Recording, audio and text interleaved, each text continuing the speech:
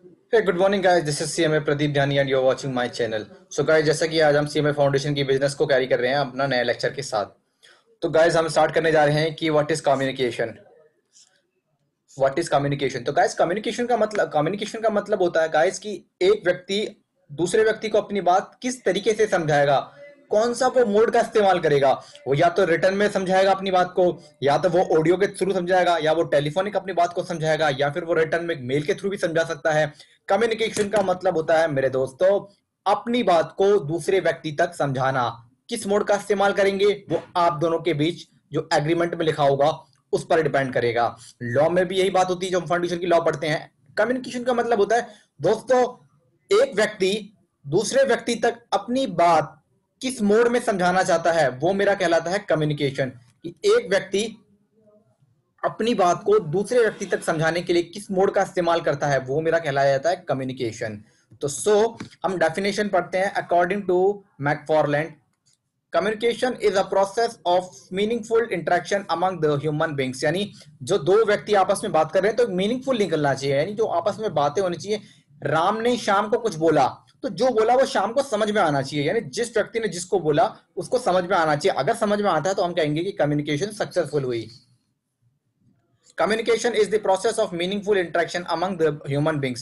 More specifically, it is the process by which meanings are perceived and understandings are reached among human beings. यानी एक व्यक्ति जब दूसरे व्यक्ति को समझाता है, दोनों को आपस में एक दूसरे की बातें अगर समझ में आती है मेरे दोस्तों, तो वो क्या कहलाता है, मेरा कम्युनिकेशन कहलाता है। कम्युनिकेशन का मतलब एक व्यक्ति को दूसरे व्यक्ति की बात समझ में प्रॉपर आनी चाहिए।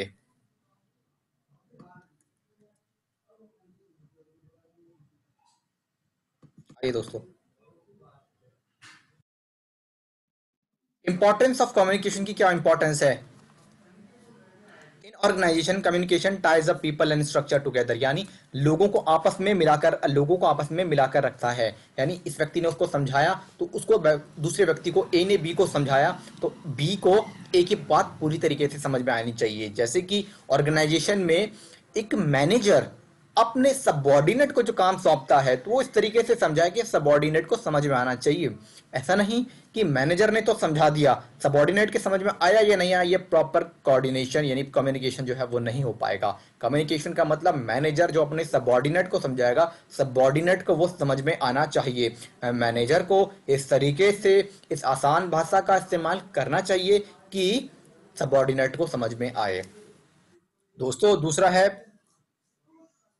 Communication is a bridge of meaning between two और मोर पीपल। सिंपल था, ब्रिज ब्रिज का काम करता है, यानी एक व्यक्ति को दूसरे व्यक्ति की बात को समझ में आनी चाहिए। दोस्तों effective communication is a substance of good management. Communication is not a substitute for good management. Good management का एक तरीका है कि एक व्यक्ति को दूसरे व्यक्ति की बात समझ में आनी चाहिए। इससे समय की बचत होगी, रिसोर्सेज की बचत होगी। यानी बार बार ए को बी को समझाना नहीं पड़ेगा। अगर ए बी को आसान भाषा में समझा दे ताकि बी को जल्दी से समझ में आ जाए तो ए को दोबारा अपना समय लगाने की जरूरत नहीं पड़ेगी। आगे पढ़ते हैं हम कम्युनिकेशन प्रोसेस। द कम्युनिकेटर, यानी एक कम्युनिकेटर होना चाहिए। यानी जैसे मैंने लिया था ए और बी, तो ए अपनी बात रखना चाह रहा है ना, तो जो अपनी बात रखना चाहता है, जो अपनी बात को दूसरों को समझाना चाहता है मेरे दोस्तों, वो कम्युनिकेटर कहलाता है। इनकोडिंग, इनकोडिंग का मतलब मेरे दोस्तों कि वो कौन सा मेथड इस्तेमाल करेगा, वो कौन सा मेथड इस्तेमाल करेगा। यानी वो मेल के थ्रू करेगा, वो टेलीफोनिक करेगा, वो रिटर्न में पेपर डालेगा, किस तरीके से, कौन सा मोड क्या होगा, टेलीफोनिक होगा या मेल पर होगा दोस्तों, या फिर टेलीफोनिक होगा, मेल पर होगा, या रिटर्न में वो किसी पेपर पर लिखेगा। तो इनकोडिंग, मैसेज, कोई मैसेज होना चाहिए। अब जिस मैसेज को समझाना चाहते हो, जिस बात को समझाना चाहते हो किसी दूसरे व्यक्ति को, तो एक मैसेज होना चाहिए। ऐसे नहीं कि फालतू की चीजें, समय खराब करने वाली चीजें नहीं होनी चाहिए। मीडियम, मीडियम का मतलब किस मीडियम को लोगे आप। टेलीफोनिक मैंने बता दिया था, आप रिटर्न लोगे, आप मेल लोगे, या फिर आप कोई रिकॉर्डिंग का इस्तेमाल करोगे, या किसी बंदे को पर्सनली किसी बंदे को आप भेजोगे वहां पर।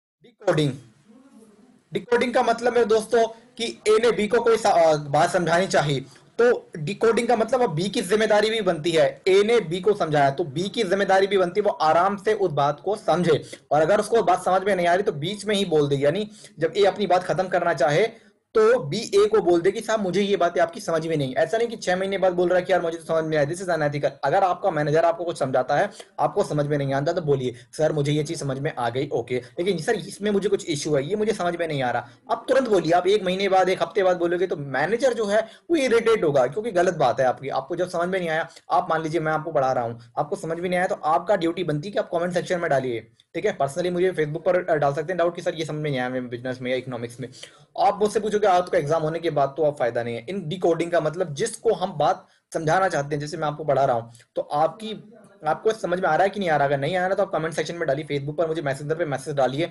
व्हाट्सएप पर आपको पर्सनली मैं आपको नंबर दे दूंगा, आप उसमें डाल सकते हैं कोई भी डाउट अगर आपके हों, ठीक है। उसके बाद होता है दे रिसीवर, यानी ए और बी के केस में बी रिसीवर होगा, यानी जो मैसेज को रिसीव करेगा वो मेरा रिसीवर कहलाया जाएगा। एक तो सेंडर या कम्युनिकेटर हो गया और एक रिसीवर हो गया, दो व्यक्ति होंगे, एक कम्युनिकेटर सेंडर और एक रिसीवर।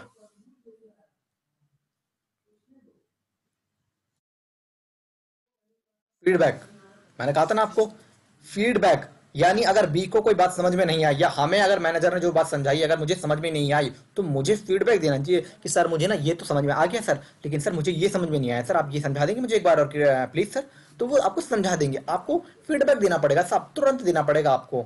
और नॉइस का मतलब कई बार क्या होती है कि कोई इश्यूज आते हैं, जब आप अपनी बातों को एक दूसरे को ट्रांसफर कर दें तो उस दौरान कोई कम्युनिकेशन में बाधा आ जाती है तो वो नॉइस कहलाता है मेरा।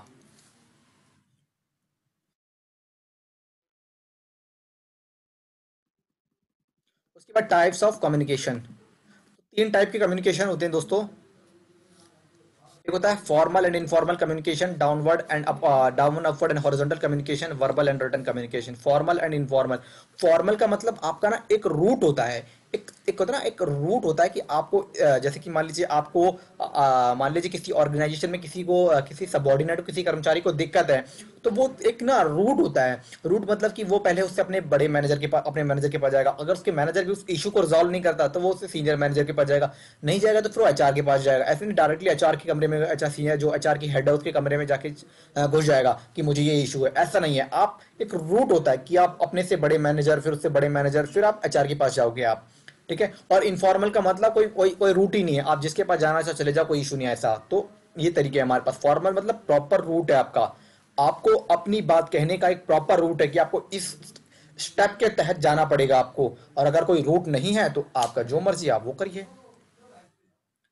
Downward upward and horizontal communication, downward का मतलब कि मान लीजिए अगर हमारा जो कम्युनिकेशन है नीचे जो सबसे छोटा कर्मचारी है वो अपने बड़े कर्मचारी को सुझाव दे रहा है, फिर वो बड़ा कर्मचारी उन अपने से आगे फिर अपने से आगे, डाउनवर्ड। और अपवर्ड, अपवर्ड का मतलब कि जो मैनेजर है पर सीनियर मैनेजर है जो उसने अपनी बात को नीचे वाले मैनेजर को, फिर नीचे वाले मैनेजर ने अपने सबॉर्डिनेट को, सुपरवाइजर को, फिर सुपरवाइजर ने कर्मचारियों को बात करी।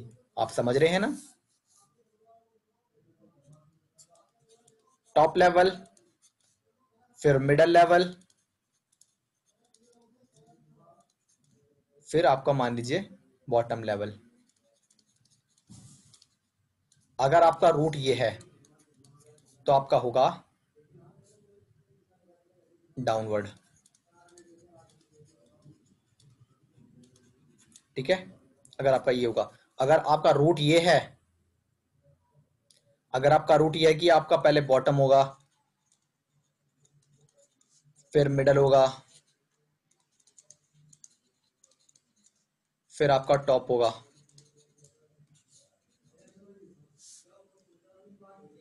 तो अगर आपका टॉप यानी अगर आप ऊपर से नीचे आ रहे हो तो डाउनवर्ड होगा, अगर आप नीचे से ऊपर जा रहे हो तो आपका होगा अपवर्ड, और अगर आपका किसी मतलब कोई भी किसी से भी बात कर सकता है तो वो आपको हॉरिजॉन्टल होगा। Verbal and written communication, verbal and written, आपको ओरली, अगर आप ओरली ऐसे मैं आपको बोल रहा हूं, अगर आप इस तरीके से अगर आप कम्युनिकेशन कर रहे हैं तो वो वर्बल कहलाया जाएगा। और अगर आप रिटर्न में ऑन मेल डाल रहे हैं, और मेल को भी हम रिटर्न में कंसीडर करते हैं, या तो आपने कोई रिटर्न में लिखा है या आपने रिटर्न में मेल डाली है तो वो हमारा रिटर्न कम्युनिकेशन कहलाया जाएगा। दो टॉपिक पढ़े हैं अभी हमने, वो टॉपिक को एक बार हम देख लेते हैं।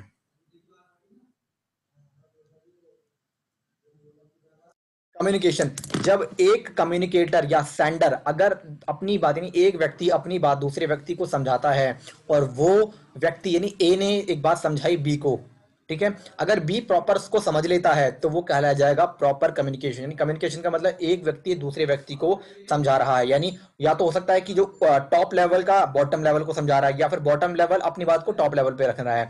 अगर दोनों लेवल की बात समझ में आ चुकी है तो हम कहेंगे प्रॉपर कम्युनिकेशन हुआ है, या हमारा जो कम्युनिकेशन है वो क्या हुआ है, सक्सेसफुल हुआ है। तो ये मेरी बात थी। इंपॉर्टेंस ऑफ कम्युनिकेशन है, कम्युनिकेशन की इंपॉर्टेंस क्या है वो हम देखते हैं, आइए।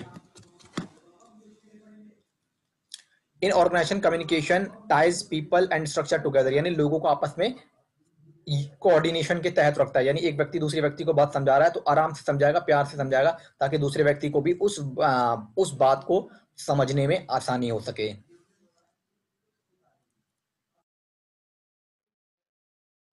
और कम्युनिकेशन की प्रोसेस, यानी पहला स्टेप होगा दी कम्युनिकेटर, पहला प्रोसेस होगा दी कम्युनिकेटर, यानी एक बंदा होगा, एक व्यक्ति होगा जो अपनी बात को दूसरों तक पहुंचाएगा, दूसरों को समझाएगा। इनकोडिंग किसके तहत, क्या मैसेज होगा, कोई बात होगी, वो मीडियम, इस मीडियम के थ्रू मेल पर डाल रहा है, टेलीफोनिक डाल रहा है, या फिर रिटर्न में कागज में लिख कर दे रहा है अपनी बात को, तो वो मीडियम क्या है। डिकोडिंग, यानी अब जिसको भेजा गया है, यानी जिसको हमने अपनी बात रखनी चाहिए जिसके सामने, वो उस बात को समझेगा, डिकोड करेगा। और दी रिसीवर, यानी वही व्यक्ति जो रिसीव करेगा, तो उसको समझ में आनी चाहिए। अगर आपको समझ में नहीं आ रही तो उस व्यक्ति को ऑन द स्पॉट बोलना चाहिए, साहब की मुझे तो बात समझ में नहीं है, एक बार और समझा देंगे आप। ऐसा नहीं कि 1 महीने बाद या 2 महीने बाद, तो वो प्रॉपर कम्युनिकेशन नहीं होगा। प्रॉपर कम्युनिकेशन होगा, ए ने बी को समझाया, बी को नक्की बात नक्खे तरीके से समझ में आ गई, तो वो मेरा प्रॉपर कम्युनिकेशन कहलाया जाएगा।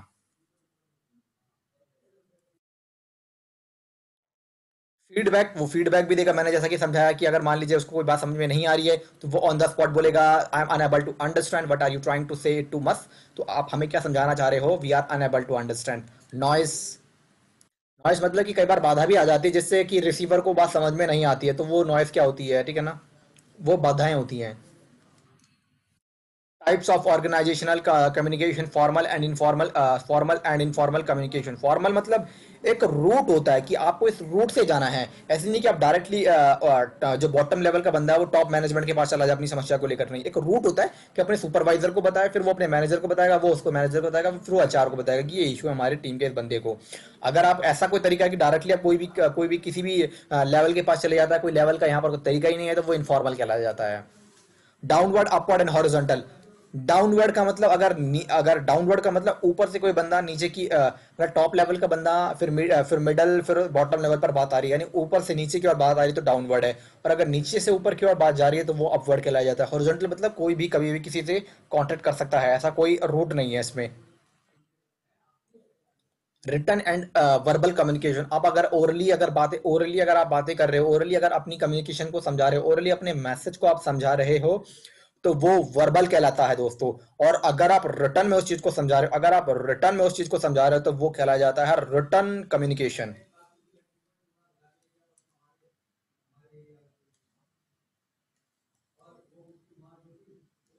और क्या नाम है उसका, उसके बाद है barrier to communication. Barrier to communication, communication की बाधाएं क्या है, पहला है फिल्टरिंग। फिल्टरिंग, कई बार क्या होता है कि जब हम मैसेज को अंडरस्टैंड करते हैं तो मैसेज को फिल्टर करने में हमसे गलती हो जाती है, तो हम उस मैसेज को सही से डिकोड जो है ना वो नहीं कर पाते हम। सिलेक्टिव परसेप्शन, कई बार हम सिलेक्ट कर नहीं पाते कि उसने जो हमें मैसेज समझाया था कि उसमें से किस बात को समझे, किसको सिलेक्ट करें किसको ना करें हम। लैंग्वेज, कई बार क्या होता है कि कम्युनिकेशन में लैंग्वेज बैरियर होती है। वो कोई व्यक्ति मान लीजिए साउथ के पर्सन है तो वो हिंदी को मैं अभी हिंदी में आपको कम्युनिकेशन कर रहा हूँ, तो वो साउथ के जो व्यक्ति हैं, साउथ के जो स्टूडेंट हैं, वो मेरी कम्युनिकेशन को अंडरस्टैंड नहीं कर पाएंगे, तो कम्युनिकेशन बैरियर भी होती है, लैंग्वेज बैरियर भी होती है कई बार।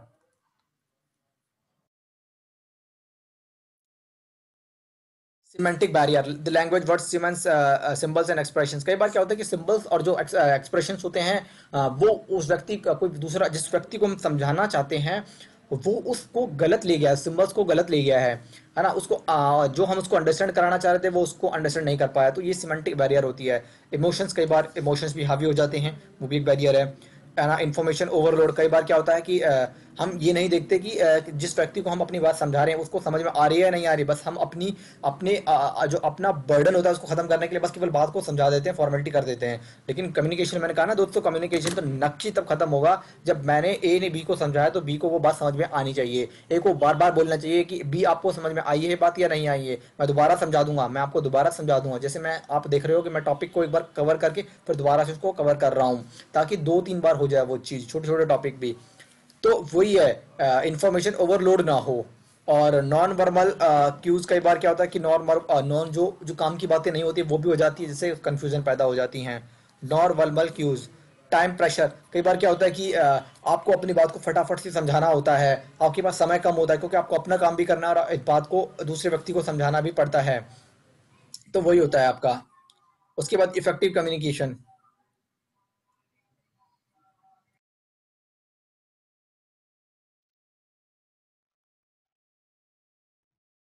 इफेक्टिव कम्युनिकेशन का मतलब मैंने आपको पहले ही बताया था। इफेक्टिव कम्युनिकेशन का मतलब होता है आपका, इफेक्टिव कम्युनिकेशन का मतलब होता है कि ए ने जब बी को बात समझाई मेरे दोस्तों, तो बी को उस बात को समझना चाहिए, और ए को इतने आसान तरीके से समझाना चाहिए कि बी उसको इजीली समझ सके। और अगर बी को समझ में नहीं आ रही कोई बात या कोई पॉइंट समझ में नहीं आ रहा, तो बी को ऑन द स्पॉट ए से पूछना चाहिए। ऐसे नहीं कि बाद में कभी और पूछ रहा है, हाँ बाद में कभी और भी पूछ सकता है, लेकिन एक रीजनेबल टाइम होना चाहिए। आपको अगर बताया तो आप 1-2 दिन उसको रिवाइज करिए, उसको पढ़िए। कोई नहीं आ रहा तो आप 1 साल बाद पूछोगे, आप 6 महीने बाद पूछोगे, तो रीजनेबल टाइम नहीं है। तो इफेक्टिव कम्युनिकेशन क्या रहता है? फोस्टरिंग इंटरपर्सनल ट्रस्ट, यानी आपस में एक दूसरे का ट्रस्ट होना चाहिए। Regulate and flow of information, proper flow of information होनी चाहिए। हैव फीडबैक, फीडबैक होना चाहिए। कोई समझ में नहीं आ रही बात, अगर अच्छा फीडबैक है तो अच्छा फीडबैक दीजिए, अगर आपको बात समझ में नहीं आई तो आप फीडबैक में दीजिए, साहब मुझे ये बात समझ में नहीं आया, मुझे एक बार और समझा दीजिए। बहुत verbal and non verbal communication होनी चाहिए।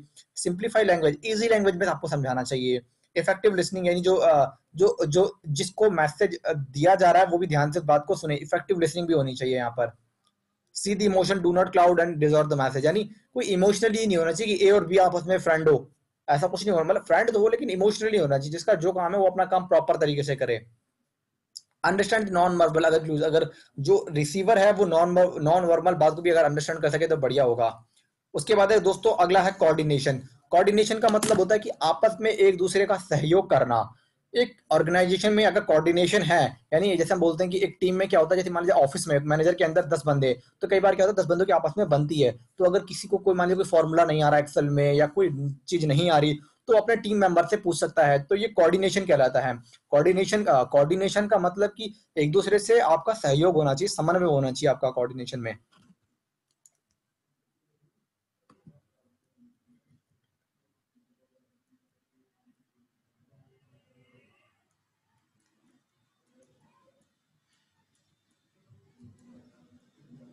कोऑर्डिनेशन को हम एक बार ना नेक्स्ट लेक्चर में देख लेते हैं। एक बार हमने जो पढ़ा ना उसको पढ़ लेते हैं एक बार हम।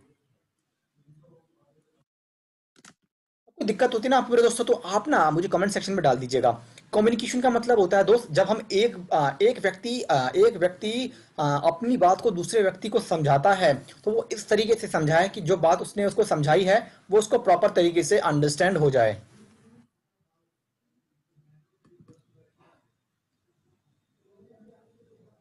Importance of communication in organisation. Communication ties people and structure together, यानी आपस में एक दूसरे का होना चाहिए, आपस में एक दूसरे का कोऑर्डिनेशन होना चाहिए, एक दूसरे का सहयोग होना चाहिए, एक दूसरे की आपस में बननी चाहिए आपस में। Communication is a bridge of meaning between two और मोर पीपल। आपस में लोगों को, एक दूसरे लोगों को आपस में मिलाता है हमारा। Communication involve understanding and acceptance of ideas to act in it, है ना। ये अंडरस्टैंडिंग ऑफ आइडियाज भी होते हैं। Effective communication is a substance of good management. Communication is not a substitute for good management. Communication process, the communicator एक व्यक्ति होता है जो अपनी बात को रखता है, एक व्यक्ति होता है जो अपनी बात को दूसरों को समझाता है ना। इनकोडिंग का मतलब वो किस तरीके से अपने बात को, अपने मैसेज को समझाएगा। मैसेज होता है, देखा ना, एक प्रॉपर मैसेज होता है, थर्ड पॉइंट।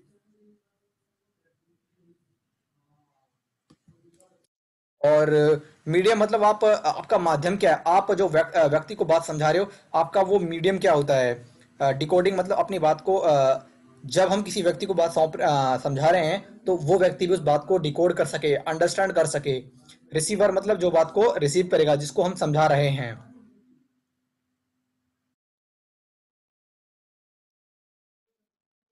और फीडबैक मतलब जो रिसीवर है, अगर उसको कोई बात समझ में नहीं आ रही, अगर कोई रिसीवर है उसको अगर कोई बात समझ में नहीं आ रही तो वो अपना फीडबैक दे सके। और नॉइस का मतलब कोई अगर कम्युनिकेशन के दौरान अगर कोई बाधा हो जाती है तो वो बाधा क्या होती है। टाइप्स ऑफ कम्युनिकेशन का मतलब formal and informal communication. Formal का मतलब एक प्रॉपर रूट होता है अपनी बात को रखने का, अपनी बात को कहने का प्रॉपर रूट होता है। अगर किसी ऑर्गेनाइजेशन में ये तरीका है तो फॉर्मल होगा। अगर ये तरीका नहीं है कि कोई भी व्यक्ति की डायरेक्टली किसी भी कोई एक स्टेप नहीं है कि कोई भी किसी से कुछ भी पूछ सकता है, तो वो इनफॉर्मल होगा आपका। डाउनवर्ड का मतलब जब टॉप मैनेजमेंट से बॉटम पर बातें आती तो वो डाउनवर्ड कहलाया जाता है। अपवर्ड मतलब जब बॉटम से ऊपर की ओर कोई बात जाती है तो वो। और हॉरिजॉन्टल मतलब कोई भी कभी भी अपनी बात किसी से किसी भी लेवल पर रख सकता है। Verbal and written communication, verbal and written communication, verbal and written communication, verbal and written communication. Verbal का मतलब आप ओरली बात कर रहे हो, रिटन पे बात कर रहे हो। बैरियर टू कम्युनिकेशन कई बार क्या होता है कि फिल्टरिंग यानी मैसेज को फिल्टर करने में, अंडरस्टैंड करने में गलतियां हो जाती हैं। सिलेक्टिव परसेप्शन, हम अपनी ही परसेप्शन मान लेते हैं। कोई अपना जो रिसीवर होता है वो अपना ही कोई परसेप्शन, अपने ही कोई विचार जो उसके माइंड में चल रहे होते हैं उन्हीं को ही परसेप्शन में ले लेता है। कई बार लैंग्वेज की बैरियर हो जाती है। जो रिसीवर होता है और जो गिवर होता है मैसेज का, वो उनकी लैंग्वेज में डिफरेंसेस होते हैं तो उससे भी इशू हो जाता है। सिमेंटिक बैरियर कई बार क्या होता है, जो सिंबल्स होते हैं सिंबल्स टाइप के, वो भी बैरियर देते हैं। इमोशंस का मतलब, इमोशंस आपस में इमोशंस नहीं होनी चाहिए। जो जो काम है उसको आप समझाइए। ऐसा नहीं कि दोस्त है या यार है इसमें कोई दिक्कत हो जाएगी, इसको ऐसा नहीं होना चाहिए। इन्फॉर्मेशन ओवरलोड नहीं होनी चाहिए। नॉन वर्बल क्लूज भी होते हैं कई बार, और टाइम प्रेशर भी होता है कई बार।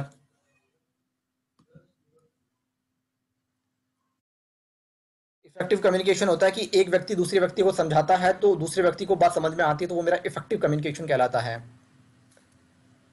Fostering the interpersonal trust, fostering the interpersonal trust. Have feedback both verbal and non verbal, feedback देना चाहिए उसको। सिंप्लीफाई लैंग्वेज होनी चाहिए आपकी। इफेक्टिव लिस्टिंग होनी चाहिए, यानी जो रिसीव कर रहा है मैसेज को वो ध्यान से उस बात को सुने। सी the emotion, do not cloud and resort the message, यानी इमोशनली नहीं होना चाहिए कि वो मेरा दोस्त है जो मैसेज दे रहा है या कर रहा है, उस किसी को परेशान ना करे। अगर आपको समझ में नहीं आ रहा तो आप उससे पूछिए बार बार। और understand the non verbal clues. So दोस्तों, आज का हम जो लेक्चर है वो यहीं पर फिनिश कर रहे हैं। नेक्स्ट लेक्चर में हम अपना इस चैप्टर को फिनिश कर देंगे। ऑलमोस्ट हमारा स्टडी नोट नंबर 5 जो है 9 जो है बिजनेस का पहला स्टडी नोट नंबर हमारा फिनिश हो जाएगा। आप बाकी के लेक्चर मेरे चैनल पर हैं, आप देख लीजिए। कोई भी डाउट होता है तो मुझे फेसबुक पर फॉलो करिए, इंस्टाग्राम पर फॉलो करिए, और आप इस चैनल को लाइक शेयर सब्सक्राइब करिए। कोई भी क्वेश्चन होता है तो कमेंट में डाल दीजिए। ओके दोस्तों, thank you so much, bye.